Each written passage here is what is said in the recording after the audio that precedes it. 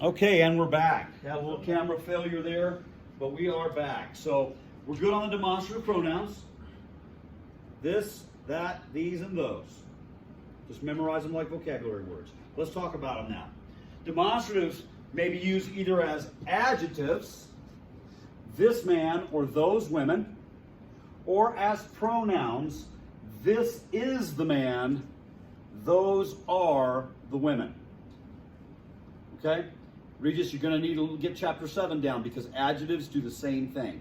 Okay, chapter 7. Go back and get it down. Okay? The masculine singular forms who and he are identical to the third person masculine and feminine singular independent personal pronouns, which we identified a few minutes ago on the chart, right? The demonstrative Ayla is both masculine and feminine plural. Remember, the designation for this phenomenon is common, which means not inflected for gender. Okay? We'll worry about that common later when we start parsing verbs. We'll talk about the common, singular, etc. There we go. Everybody good? When a demonstrative is functioning as an adjective, it will follow the noun it modifies and agree with it in gender, number, and definiteness. This is comparable to the attributive use of adjectives. Actually, Regis, it's identical. So even though you didn't have chapter 7, you'll learn that right here. Okay? Here we go. You say, ha'ish hazeh. Notice both words are articular. Do you know what I mean by articular? They have the article, the definite article. Okay? Ha'ish, there's your definite article. And the comments is there. Why, Regis? Because the aleph rejects the dogish. Because the aleph has rejected the dogish. Correct. Hazeh. Notice the dogish, the patak, and the hey. That's the definite article. Okay? So they're the same. They're both articular, so it agrees. So that means this modifies this. Zeh modifies ish. Hazeh modifies ha'ish. This man. Good? Great. Is that your hand up for a question? Well, yes, but I might be jumping ahead to someone else. Okay. Let's look at a couple more. Ha'isha hazot. Ha'isha hazot. Both of them are articular. This woman. It just functions just like an adjective now. Which woman? This woman. What kind of woman? This woman. Okay? Ha'ish hahu.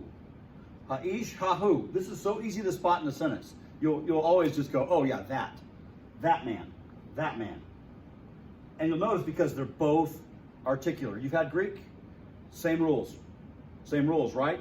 The article tells you things. Yep. They agree. You know that modifies gender, that. number, and case. Yep. Ha'isha hahi, that woman. Ha'anashim ha'ela, these men. These men. Now word order does matter, doesn't it, Regis? Yes. Word order matters now because this is functioning like an attributive adjective. Yeah, if you separate those, it could be something completely else if there's another word in the middle with a definite article. Yeah, that's right. So they're going to be just like this. With an exception I'll show you in a couple slides. Okay, just as a sentence becomes more complex. Okay, these men, ha-nashim, ha'ela, these women. There you have it. They did the same thing to the whole chart. Good to go? So I might be jumping ahead, but it says when the demonstrative is functioning as an adjective, it is. You said it was always in the attributive, but what happens in the predicative and the substantive forms? We'll get there. Okay, I thought I might be jumping ahead. We'll get there. Boom! There you go. There's Cool. your question. When a demonstrative is functioning as a pronoun, it will precede the noun and agree in gender, number, but not definiteness. So this is my clue. Even if I forget about the word order thing, if it says zot ha'isha, I know it's functioning as a predicate, right? So then I say, this is the woman. And thank God, in Hebrew, the pronoun comes before the noun in this case. This is the woman. Zot ha'isha. Let's go down here. Ela ha'anashim. which of these two words? I'll wait on you guys. You're writing down what I said. I got it. The rules. Writing down the rules. Which of these two words is articular? Ela ha'anashim. Ha-na'ashim. Ha'anashim is articular. Is Ela articular? No, No. it's not. And because it's not, you know you have to provide the verb to be and make it a predicate adjective. Use this demonstrative pronoun as a predicate adjective, just like you learned last week or should have. That is the woman. These are the men. Good? Their demonstratives are always definite, right? No. These demonstratives are not definite. Okay. Because Well, they're not definite because that's why They're definite, but they're not articular. I know, that sounds like a contradiction. Look, there's no article on that. But when you say that, that's determining definiteness anyway, right? It's not articular. You don't have the definite article on it. But when you say that, by the way, you will never translate. Anyway, I'm gonna get ahead of myself. Let me not get ahead of myself. Does that make sense? They're always definite but are not articulate. Because the very nature of a demonstrative is to identify something. Okay. So yeah, it's definite in that sense, but it's not definite in the sense that it always has the definite article. Only in the last case, where they're attributive, do they have the definite article. Okay? Very good. All right, let's read about it. When a noun is modified by both an attributive adjective and a demonstrative adjective, as in this good book, all three must agree in gender, number, and definiteness. In terms of word order, the noun will be first, the attributive adjective will be second, and the demonstrative adjective will be last. That's why I waited to say that, because Regis was saying a whole bunch of stuff could come in between ha'ish and hazeh. Well, not a whole bunch of stuff, but an adjective. Okay, so here we have this good man. Notice it's articular, so is ish, so it functions attributively, telling you an attribute describing the noun. Okay? Ha'ish, hatov, hazeh. This good man. And I'm seeing something here I should have learned last week. It's definite because it is a certain man. Good is definite and had the added to it because of that. Okay, you're not going to say.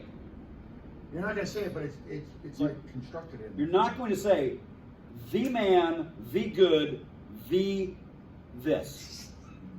Okay? Right. That would be the way it would work in English. Right. But Hebrew isn't English.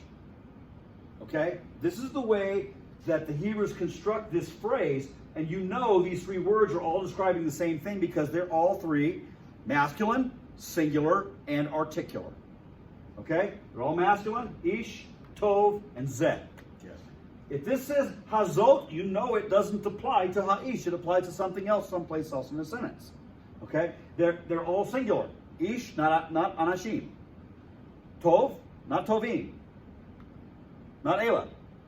Zot. So, because they agree in number, gender, and definiteness, that tells you they all modify the same noun, and we can say, this good man. I think that was actually pretty clear.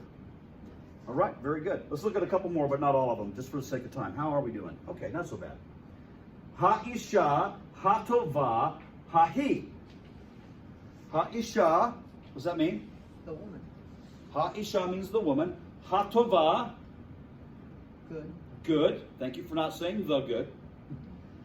Hahi, This.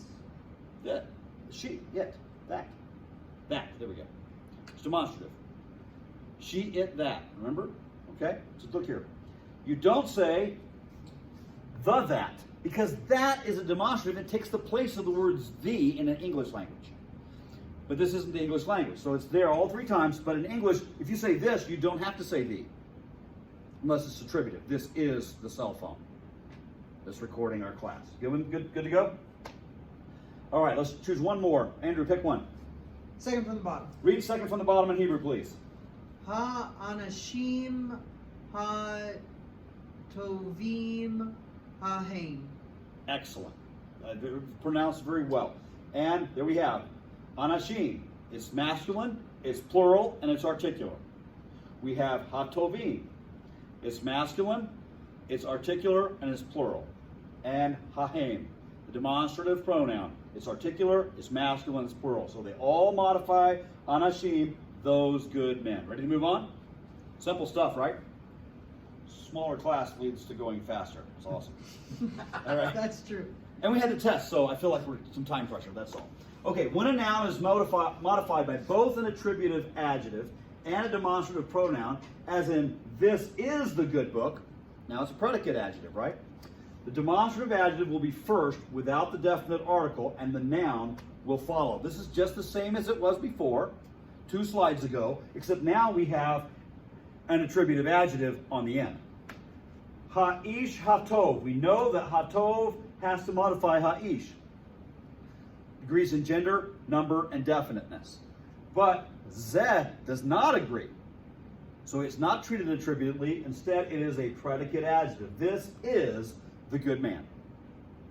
The word order is important now because the demonstrative starts the sentence out there and we supply the Hebrew verb to be. So basically, it just made itself a subject instead of being an adjective Yep. on a longer part. In English, the word this was to be the subject of this sentence.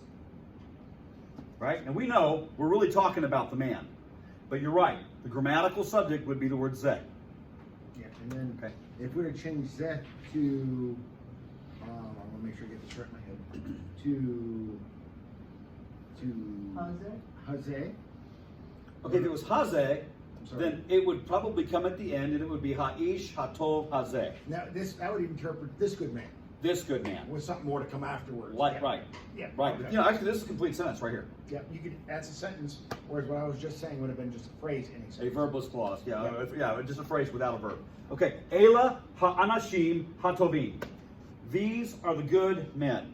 Tracking? Everybody understand? Regis, please read the third sentence in Hebrew. That is okay. So, hey, he,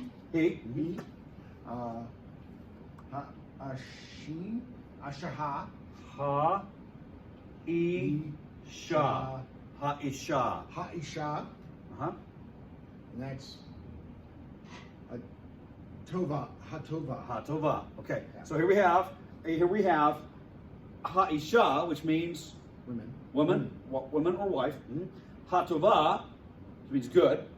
They're both articular, they're both female, and they're both singular. Right?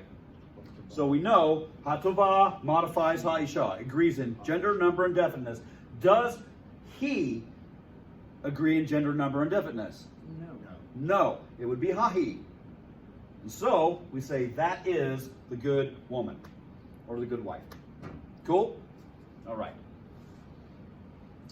Interrogative pronouns. I told you, me is who? Me is who? Who is he? He is she. Funny, frustrating, and awesome. But here I was not lying.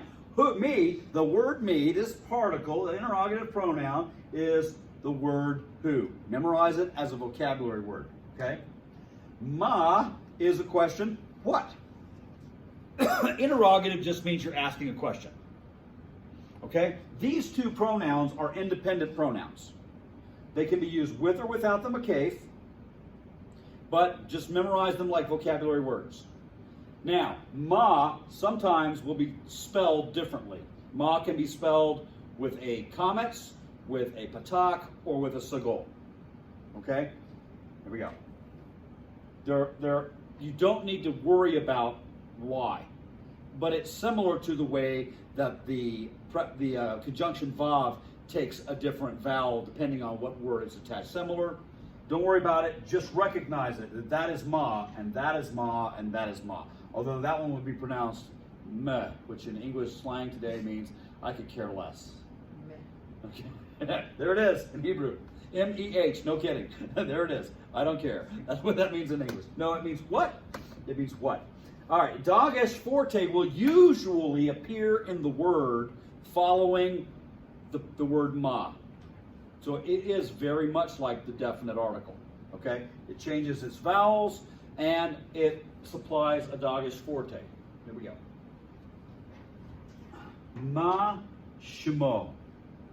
Ma shmo. What is his name? That's a possessive pronoun that you don't recognize yet. Ma shmo. Notice, there's the word ma, there's the batak, and there's the doggish forte. Go ahead, Regis. I thought name was sham. Okay, so the root word for name is shame. Yeah. Hebrew is a highly inflected language. The vowels especially, sometimes the consonants, in a Hebrew word are going to change and under lots of circumstances. There's two circumstances that make this change. Look, you've got a ma attached with a makef, so this is pronounced like one word now. So you have to reduce the vowel under the shin. So I don't know if you have to, but they do. Ma shemo. And this adds a syllable on the end. This becomes the middle syllable.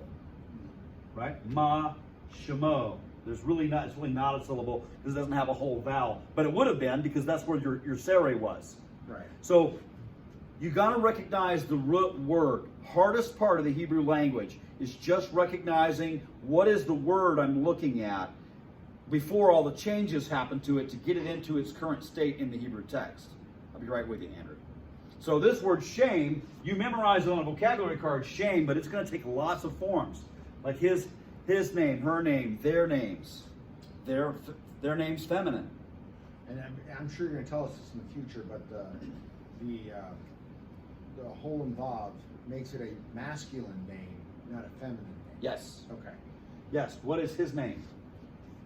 Ma shemo. Now I'm going to try again to make my case of why you need to spend more time memorizing the Bible than memorizing charts and learning rules, okay? Make my case right back here. In Psalm 103. Okay? Baraki nafshi et Adonai, v'kol keravai et shem kad sho. What is that? That's the pronominal suffix for the masculine singular. This is the word kadesh, holy. Right? Holy, name, holy, his. So we would translate that, his holy name. And you would need to know what that means. Once you've memorized this sentence, you will never forget that holem vav on the end of a noun means it's his. When you've memorized this passage of the Bible, you might forget some grammatical things, but this won't be one of them. Right? When this is part of your long-term memory, this whole text, and you go, oh yeah, Shemo. It's his name. Cool? All right. I only remember that because shame happens to be in there also.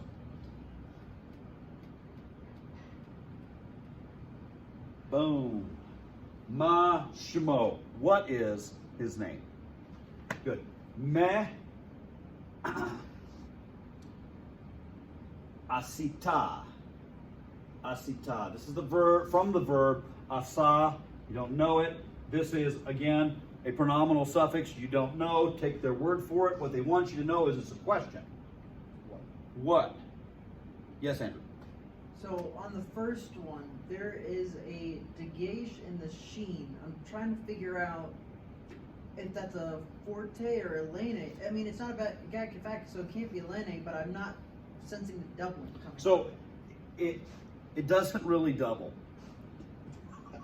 You Great. could mosh shmo if you want, okay? But what it does is identifies this ma particle, just like the definite article, So right? with the makef, it gets a degage no matter With or what.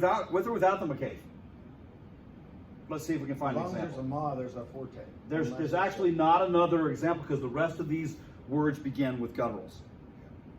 Okay, but if it weren't a guttural, it would receive the degage, but it wouldn't double the sounding. I don't know if it doubles the sound. I mean, you have to hear a Hebrew speaker say it. I think it's going to be ma shemo almost every single time.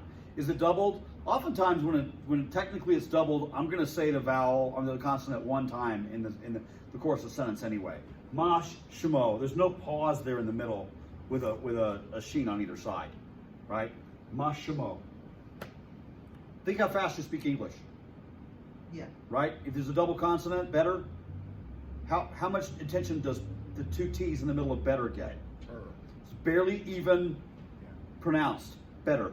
Boom, right past the double consonant. Make sense? Okay. It's double, but you don't have to hear it. Okay, let's take a look. What have you done? Meh. Notice this ayin will not take the dagesh, and so it's something other than a patak.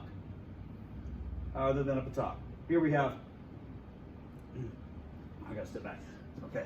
Ma hachalom hazeh. What is this dream?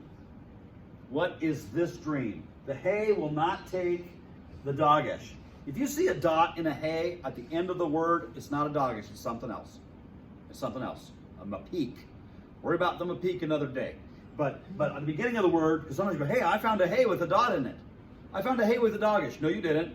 You found a hay at the end of the word with a dot, and that is not a dagesh, it's a mapik. But here we go.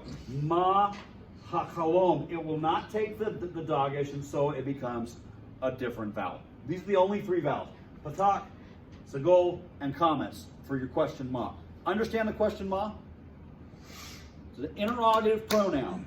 That's the fancy word. I promised you it would be in plain English, biblical Hebrew in plain English. It's a question word. It's a word that asks a question. What? Boom. Interrogative particle. Now, me and ma and meh are they are independent pronouns, aren't they? They stand alone in a sentence. They look like a word, act like a word. The interrogative particle does not. It is like an inseparable preposition. It gets appended on the front end of a word. You stick it on the front of the first word of the sentence, and it turns the sentence into a question. This word does not have a value that you should memorize, like a vocabulary card. There is no corresponding English word. It's just this becomes a question. Now, sometimes you're going to want to supply the word do or the word does, depending on the content, to make good English. But this turns a sentence into a question. Like, maybe I'm remembering the example, the king is good. If you throw this on the front of it, is the king good? Right? Let's take a look. Where we go? Shalach Hamelech et Hanavi. The king sent the prophet. Right? Then we add the interrogative particle to the first word, Hashalach, Hamelech et Hanavi. Did the king send the prophet? That's all it does, is it changes the punctuation. Here we supplied the word did because to make it English. It's a verbal question instead of an actual question word. It's not a question word, it's a particle that indicates that the sentence is a question. But in English, a lot of times when we ask a question like that, we put the verb at the beginning of the sentence. That's what we did here. Yeah, okay, in English, no, here in English we have the subject is before the verb. No, did send is the verb. It actually splits parts. Sure, did send us, right, this is the verb. This helps the verb, it's an auxiliary verb, but this would be the main verb, send. Okay, king is still the grammatical subject. And in English, it's got to be before, unless you're Yoda, it's got to be before the verb, okay? Ha-shalach, however, in Hebrew, tells you, hey, what's coming up after this is a question. Did he send, who? This king. Did the king send the prophet? Okay, now, the interrogative particle also changes its spelling. And this one's actually kind of irritating. Okay? So if you see a hay on the front of a word that you recognize, the trouble is if you don't recognize the word. If you see a hay on the front end of a word that you recognize, two possibilities exist. One possibility is it's the definite article, in which case look for a patak and dagesh forte. The interrogative particle will not produce a dagesh forte in the word. Okay? So it could be hatef patak, ha. It could be just patak. This is when you really have to be careful. Okay? Also, it's helpful that you will never have the definite article attached to a verb. I say never, and now I'm questioning if that's true about participles, and I think I'm getting my languages crossed up. But know that if it's on the front of a verb, it's not the definite article. It's probably this particle. Okay? Now verbs, a lot of verbs also get a hey prefix. Some infinitives, the hifil and the hofal, we'll get to that. Those are binyons of verbs. We'll get to that later. So not every hey on the front of a verb is an interrogative particle. That's why you got to pay attention to spelling. Yes, sir. What if you have a verbless clause with a definite noun? So like you have the king with the hey in front of it. Would they combine? So you say ha. Oh, okay. You got the particle and the definite article. Yeah. I think they just go right together. They would combine, or they would just like be like ha hey melech. I can't think of an example, but I think hypothetically, if you didn't have the verb here, it would be heha melech, and maybe that's why the author avoids that situation and supplies a verb that you don't know. Maybe so. I can't think of an example, so I can't adequately answer your question. Should I ask the rabbi? I would probably be a good question. Let me ask Rabbi, and I know lots of rabbis. Let me ask some rabbis and see what answers I get, and I'll come back to you. Okay? I like that, though. The question is, so I can remember, is if you have a verbless clause and the interrogative particle and a definite noun, does it say, Hey. yeah, right. Yeah. Hey melech. Hey melech, yeah. or haha melech. Haha melech. Very good. I'll ask the question. Okay, we already just covered this. To avoid confusing the interrogative particle and definite article, remember the following clues. Hatef patak in the interrogative particle is not the spelling of the definite article. You see that little shabbat there? You know it's not the definite article. Okay? Interrogative particle does not normally have an associated dagesh forte. Okay? And it's usually affixed to a verbal form. The definite article, of course, will not appear on a verb. Okay, good. I didn't lie. I'm happy to know that's in the slides. I just had a little doubt because of Greek participles can be articular. Greek, though, not Hebrew. Okay, here we go. 10 most frequent interrogatives.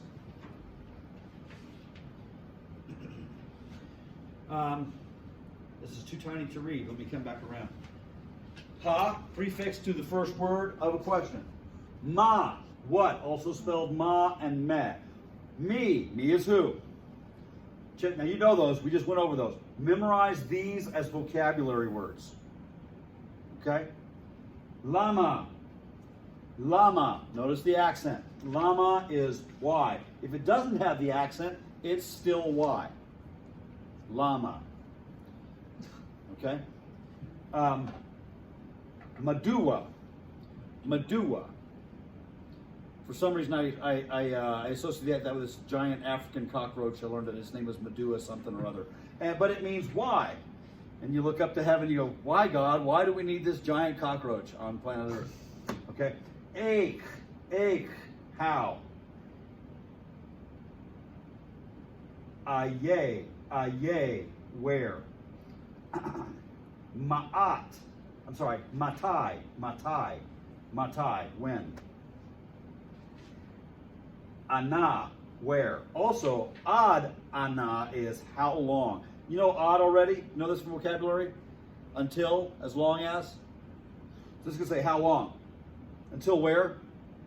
Ana. Ad ana is how long. And finally, a, where? Just memorize them like vocabulary words, make vocabulary cards, do whatever you do to learn vocabulary, and you'll have no trouble. Yes, sir? Pause on that slide real quick because some of those aren't in the actual book. They're not in the vocabulary? Yeah, sure, write them down. The one I can't find is when. I couldn't find where, when, Page or how. 75. Matai, when? I found some of them there. So I wrote one down. I'll email the slides to you. There's lots of vocabulary here to learn. I assumed it was all in the vocabulary at the end of the chapter, but if it's not, I'll send it out to you. What's under the mem, sir? Say again? Under the mem, is that a comment? Where are we looking? Under for the when word when. Right there? Yes. That is a comets. Comments and Mem comets, tav, patak, That's what yod, matai. Is there a difference between the three layers? This one can be used to indicate duration. Okay, but what about the other two? No, I don't believe so. Okay, so that last or the second one is only used for time purposes. No, Like it's where? not only, it's also used for where, but it Okay. can be used to indicate duration with the Ah. particle odd. Odd, ana, odd, ana. Without the odd, the three mean the same It thing. means where. Yep. Okay. Okay. And that's it. 1 o'clock too. Nate, 1 o'clock. Questions? There's a lot more in this than that too. There's a crazy number of other ones like Sure.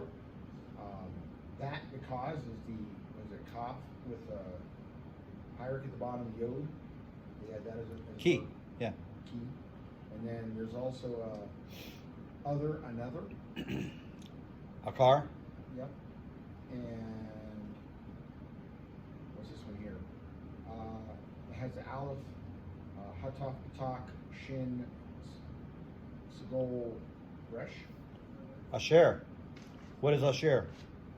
Who that which? It's the relative pronoun Yeah. covered in this lecture. Oh yes, yes, yes, yes. Okay, let me shut the video off. Goodbye, TV land.